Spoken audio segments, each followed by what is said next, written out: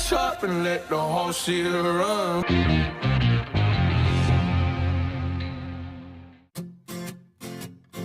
Seorang wanita bernama Billie Chi mendatangi salah satu tempat pertarungan bebas untuk mencari seorang pria bernama Abdul.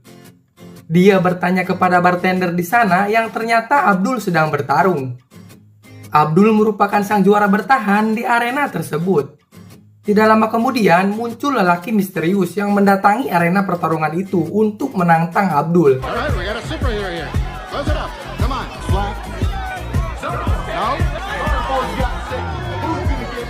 Abdul mengetahui bahwa lawannya bukanlah lawan yang seimbang. Dia langsung menyerah dan segera pergi. Ternyata lelaki misterius itu adalah seorang mantan juara UFC yang bernama Ceceng. Di saat Ceceng keluar dari bar dan berjalan menuju mobilnya, dia ditusuk pisau oleh seseorang yang telah kalah taruhan gara-gara dia. Namun Ceceng membiarkan orang itu pergi. You just lost me $500, asshole. Here's your money. Tidak lama kemudian Billie Chi datang menghampiri Ceceng. Di saat Ceceng mencabut pisau yang menancap pada perutnya, Billie Chi menawarkan pekerjaan kepada Ceceng untuk menjadi seorang bodyguard. Karena dia memiliki sebuah bar yang bernama Roadhouse di Florida Key. Billie Chi menceritakan bahwa tempatnya selalu ramai, tapi sering terjadi perkelahian. Sebenarnya dia datang untuk menawarkan pekerjaan itu kepada Abdul. Tapi dia melihat kalau Ceceng ternyata lebih jago darinya. Carter seems good with his hands. $5K a week, just for a month, and I can put you up. Good for you. No, you be better. I can pay you good money. Dia mau membayar Ceceng $5.000 per minggu dan memberikannya sebuah tempat tinggal. Tapi Ceceng menolaknya, malah menyuruhnya untuk merekrut Abdul. Sebelum pergi, Billie Chi memberikan nomor HP-nya kepada Ceceng.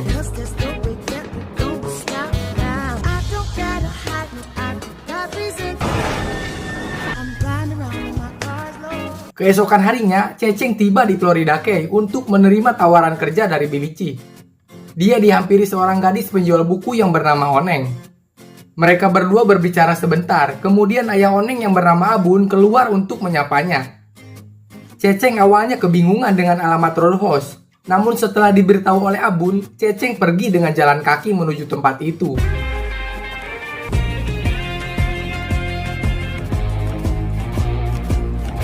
Welcome to Glass Key.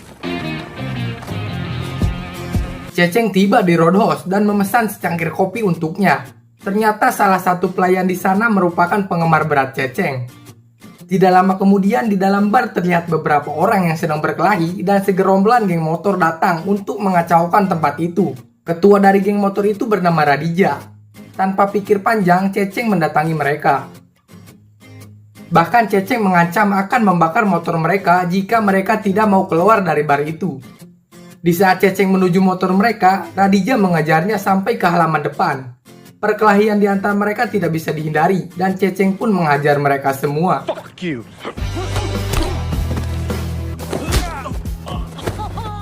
Like I win? It's a tie, Dale. Yeah, like we win together. Yeah.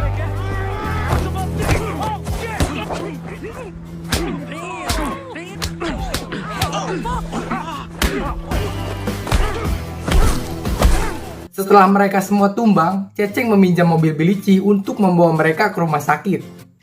Setelah mereka tiba di rumah sakit, Ceceng berniat pergi, tapi salah satu dokter di rumah sakit tersebut yang bernama Juleha memanggilnya.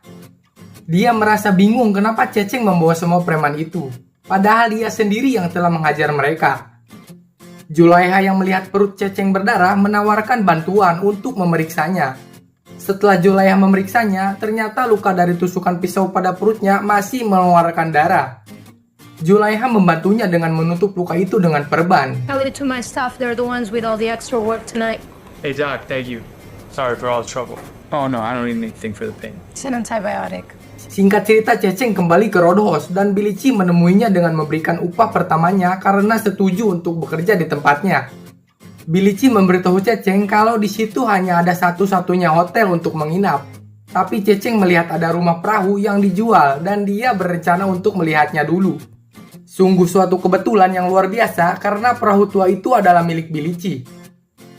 Dia mengizinkan Ceceng untuk tinggal di sebuah perahu tua miliknya, tapi harus waspada terhadap buaya yang ada di sana. Ceceng mulai membereskan perahu itu, dan penjaga dermaga juga memperingatkannya tentang adanya buaya di wilayah itu. Pada malam pertamanya di rumah perahu, Ceceng bermimpi saat dia bertarung dalam kejuaraan.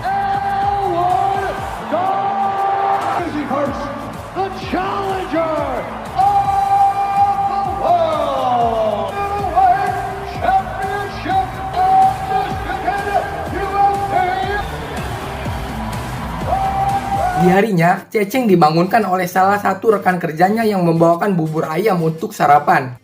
Dia mengatakan bahwa sebelumnya pernah ada beberapa orang yang menjadi bodyguard di Roadhouse, tetapi mereka semua tidak bertahan lama. Sambil membawa bubur ayam yang dibawanya, dia mengatakan semoga saja Ceceng berbeda dari orang sebelumnya. I'm hoping you're different. Maybe it'll get better. I was gonna leave after that, but total idiot. Lasted less than 2 days. Ceceng berjalan menuju toko buku Oneng. Dia dibuat terkejut karena dalam perjalanannya semua orang di sana mengetahui namanya. Ceceng masuk ke toko buku itu dan bertanya apakah di sana ada komputer yang bisa dia pakai. Oneng segera menunjukkan komputer itu. Di waktu yang sama, Oneng juga melihat beberapa preman yang sedang mengganggu toko sebelahnya dan keluar membawa tongkat bola kasti untuk mengusir mereka. Ceceng yang sedang berada di depan komputer mendengar kegaduhan di luar, dengan segera untuk melihatnya. Preman itu ciut ketika melihat Ceceng keluar dari toko buku itu dan membuat mereka semua langsung pergi. Only here it always happens on a beautiful day. Where's she? Oh, she died last year. The bookstore was actually my mom's idea. Where's your dad? Just had his other job. Ceceng kembali ke Roadhouse di mana semua pekerja sedang membereskan tempat itu. Ceceng bertanya kepada Bilici kenapa orang-orang di sini mengetahui namanya, padahal dia baru 1 hari berada di sana. Bilici menjelaskan kalau situasi di daerah itu memang sangat cepat dalam menyebarkan informasi. Singkat cerita, bar tersebut mulai ramai pengunjung. Salah satu dari mereka membuat keributan kepada pemain musik di sana. Ceceng mengajarkan cara berkelahi kepada Billy, salah satu bartender di sana, dan berhasil mengeluarkan mereka dari bar.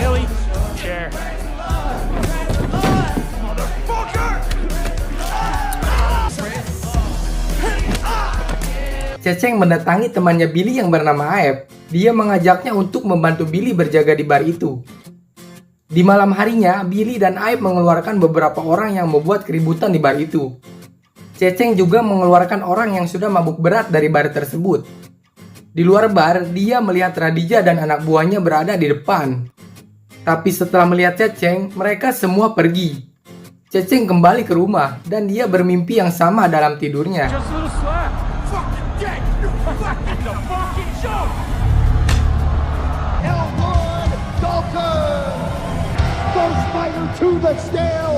Di sisi lain, di kapal pesiar yang mewah, terlihat seorang pria bernama Yayat yang merupakan anak dari penguasa di Florida.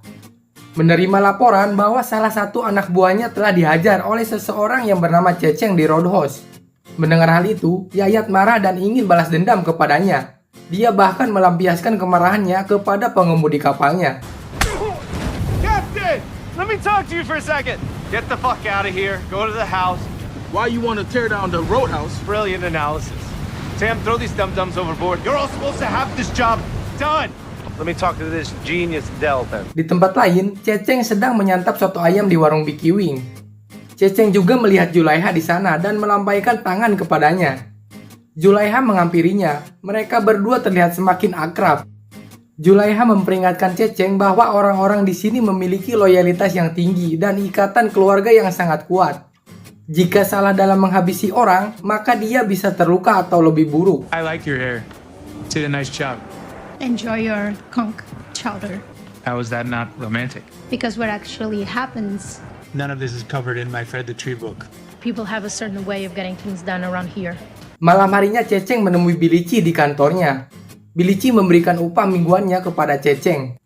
Di saat Ceceng sedang berjalan pulang, Radija sempat menabraknya dengan mobil. Namun Ceceng masih bisa selamat meskipun harus jatuh ke laut.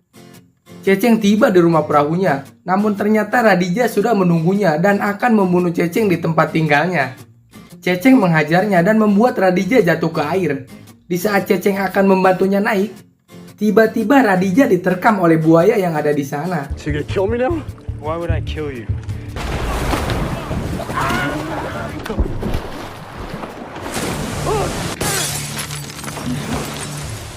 Siang harinya, Ceceng ingin tahu lebih dalam tentang Roadhouse dan mencari informasi dari Oneng si pemilik toko buku. Di saat Ceceng keluar dari toko buku itu, lagi-lagi anak buah Yayat mendatanginya. Dia menyuruh Ceceng untuk masuk ke mobil dan akan membawa ke hadapan bosnya, tapi Ceceng menolaknya. Kemudian dia menghampiri Ceceng lebih dekat dan mengancam akan menembaknya apabila melawan. Di saat dia mengeluarkan pistol, Ceceng langsung mematahkan jarinya. Ceceng juga memberitahunya untuk datang saja ke Roadhouse apabila bosnya ingin bertemu. See what I mean? It's really painful. Bro, my fucking finger! You cocksucker motherfucker! Motherfucker! Fuck you! The good news is there's a hospital. It's only 25 minutes, and your friend is gonna need a doctor now. Tell your boss if he wants to talk to me. I work at the Roadhouse. I think I left it in the car. Singkat cerita, mereka melaporkan kejadian itu kepada Yayat. Dia makin kesal kepada Ceceng. Tidak lama kemudian Yayat dihubungi oleh ayahnya yang sedang dipenjara lewat telepon. Tapi Yayat malah melemparkan HP-nya ke laut karena sudah sangat kesal. And you're here laughing as everything I've been trying to build fucking killing me. Is standing in the way of my fucking dreams. Put that fucking down, it's expensive. You find this fucking amusing? I'm not amused. At least you didn't get eaten by a crocodile. Di tempat lain, seorang atlet UFC psikopat yang bernama Samsudin berjalan menuju pasar dengan telanjang. Tidak lama kemudian dia ditelepon ayahnya Yayat yang sedang berada di dalam penjara. Dia menjelaskan bahwa anaknya telah membuat kekacauan dan Samsudin diminta untuk membereskan semuanya.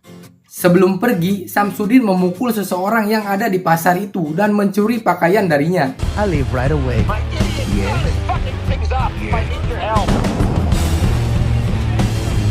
Di sisi lain terlihat Julaiha mendatangi Ceceng menggunakan kapal patroli pelabuhan. Dia membawa Ceceng ke sebuah pulau di tengah laut. Sesampainya di sana, mereka berdua mengobrol sambil meminum bir. Ceceng berniat pergi karena dia menyadari kalau ternyata itu merupakan sebuah kencan. Julaiha menghampirinya dan mencium bibirnya. Don't tell me what I want. You don't want to know me. You're a nice person. I know what happened. You think we don't have the internet out here?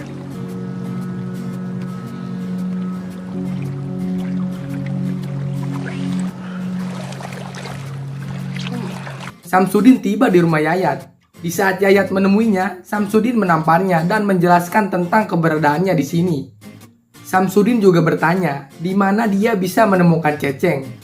Tapi Yayat meminta satu kesempatan lagi dengan caranya sendiri untuk melakukan hal yang lebih lembut sebelum Samsudin menggunakan cara yang lebih kasar. Samsudin pun menyetujuinya sambil bersalaman dengannya. Yayat juga ternyata telah menyuruh anak buahnya yang lain untuk membakar toko buku Oneng. Charlie, out the back. Quick! Once Knox is on the job, it's over, baby. I don't need your fucking help. I have it all under control. He's already dead. Well, you can tell my father. My man. Wonderful. Let's go. Yes. Okay. You do your thing. Thank you. After that, you can set it all on fire. Sementara itu, Ceceng tiba di dermaga dan langsung didatangi oleh polisi. Mereka meminta Ceceng ikut bersamanya untuk menanyakan tentang kematian Radija yang diterkam buaya. Mereka membawanya ke hadapan kepala polisi Florida. Sesampainya di sana, kepala polisi itu memasuki mobil dan mulai memperkenalkan namanya, yaitu Cardi. Cardi menyuruh Ceceng untuk segera pergi dari wilayahnya atau dia akan menangkapnya. Tapi Ceceng menolaknya. Cardi kemudian menyuruh anak buahnya untuk mengeluarkan Ceceng dari mobil dan mulai memukulinya. Di saat Cardi mengeluarkan pistol dan berniat akan membunuhnya, Julaiha datang tepat waktu untuk menyelamatkannya dengan menampar Cardi. What the fuck do you think you're doing? Julaiha membawa pergi Ceceng dari sana. Dalam perjalanannya, Julaiha mengatakan kalau Cardi adalah ayahnya. Dia juga bercerita kalau Cardi pernah bekerja dengan ayahnya Yayat sebelum dia dipenjara. Julaiha juga meminta kepada Ceceng untuk meninggalkan Glass Key. You have to leave Glass Key. He's my father. And I guess now my father works for his fucking son. Malam harinya di Roadhouse, Ceceng didatangi oleh Yayat. Mereka berdua berbasa-basi sampai akhirnya Yayat mengeluarkan HP-nya dan memperlihatkan video saat Ceceng menghajar dengan brutal temannya sendiri di area pertarungan UFC hingga tewas. Yayat berusaha memancing emosinya dan memperingatkan Ceceng untuk pergi. Tapi Ceceng hanya diam saja sampai Yayat pergi meninggalkannya. You can back off now. You've won the fight. Right? It can't be just some competitive thing. I was definitely the one that did it. And then this happens right here. And I keep watching it over and over. What are any of us doing here anyway? Di halaman parkir terlihat Samsudin sudah menunggunya. Yayat mengatakan kepada Samsudin kalau sekarang dia bisa menggunakan dengan caranya sendiri. Samsudin mulai berjalan memasuki bar bersama anak buah Yayat untuk mencari Ceceng. Dia mulai mengacau dengan memukulkan stick golf yang dibawanya. Billy dan Aib mencoba menghentikannya. Tapi Samsudin melumpuhkan mereka berdua. Kekacauan di dalam bar pun terjadi. Para pengunjung juga mulai berkelahi.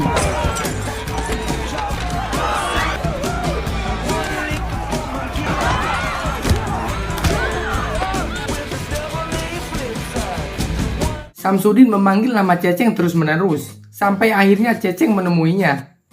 Perkelahian di antara mereka berdua pun tidak terhindarkan, sampai akhirnya mereka meninggalkan bar setelah beberapa mobil polisi datang.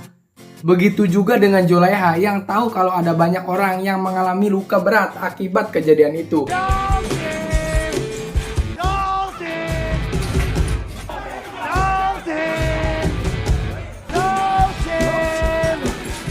What?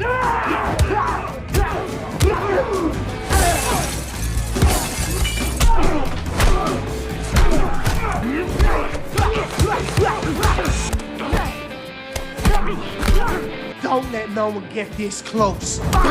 Ceceng kembali ke rumah perahunya, tapi tidak lama kemudian Bilici mendatanginya untuk meminta maaf dan mengatakan yang sejujurnya bahwa Yayat ingin mengambil Roadhouse darinya. Yayat akan meratakan tempat itu dan membangun sebuah resort besar. Ceceng yang sudah merasa dibohongi memilih untuk pergi. More than you could ever understand.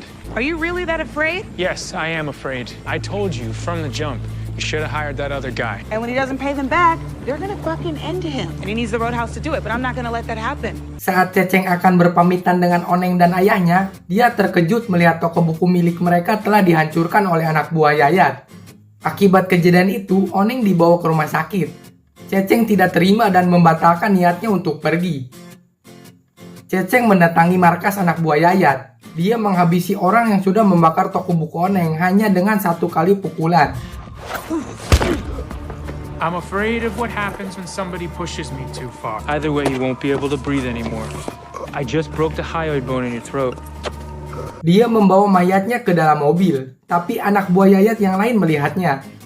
Ceceng tidak membunuh orang tersebut, bahkan Ceceng mendapatkan informasi darinya kalau Yayat sedang berada di Harvest Key.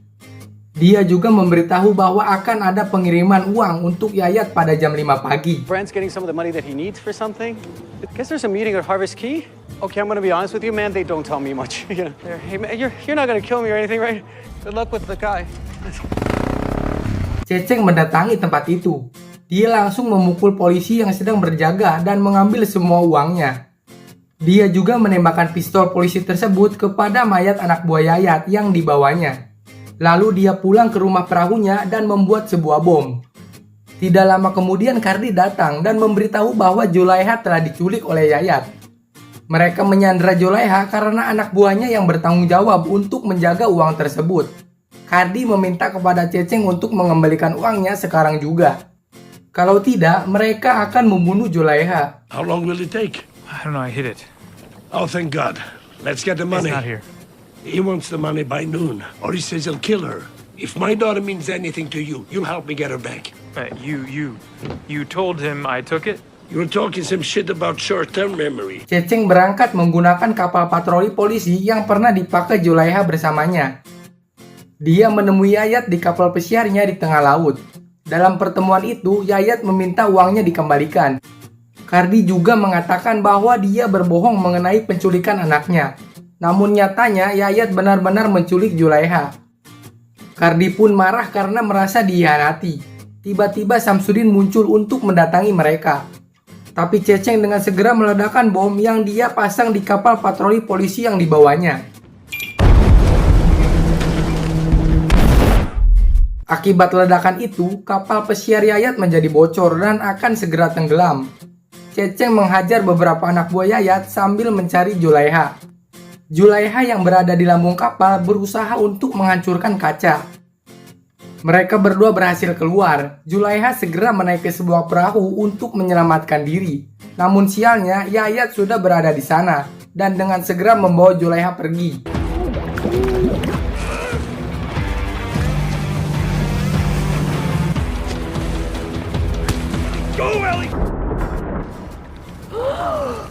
Sementara itu Ceceng sibuk menghadapi Samsudin, tapi dia berhasil melemparkan Samsudin ke laut sehingga dia diseret di belakang perahu.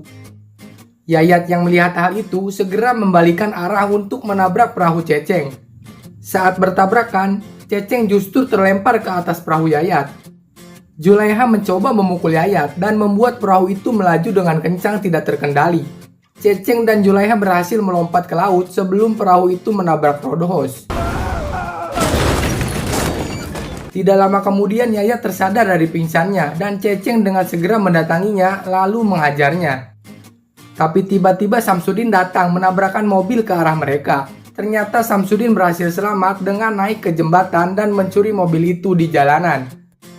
Mereka berdua bertarung habis-habisan. Pada saat pertarungan epik berlangsung, terlihat Ceceng mengunci leher Samsudin seperti pertandingan UFC.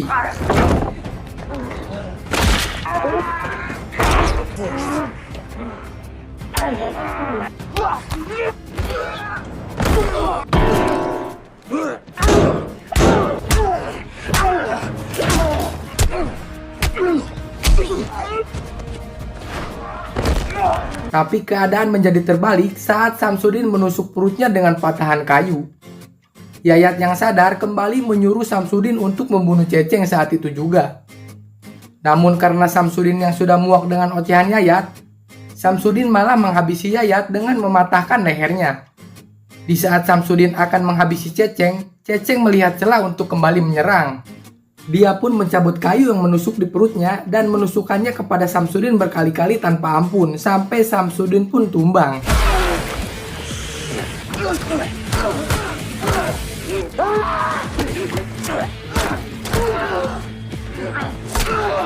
Julaiha yang menyaksikan kejadian tersebut membuatnya ketakutan. Kardi datang dan menyuruh Ceceng untuk pergi meninggalkan kota. Kardi juga berjanji akan menutupi kejadian ini. Sedangkan Bilici dan pekerjanya mencoba merapikan kondisi Rodhos yang berantakan. Yeah, we're always open. Little elbow grease. It's gonna be good as new. There's a truck in the bar. That is correct. It's fixable. This is... Di saat Ceceng akan menaiki bus, Oneng datang menghampirinya dan Ceceng pun berterima kasih kepada Oneng. Ceceng juga meninggalkan uang yang dia curi sebelumnya di toko buku mereka. Film berakhir dengan memperlihatkan Ceceng di dalam bus.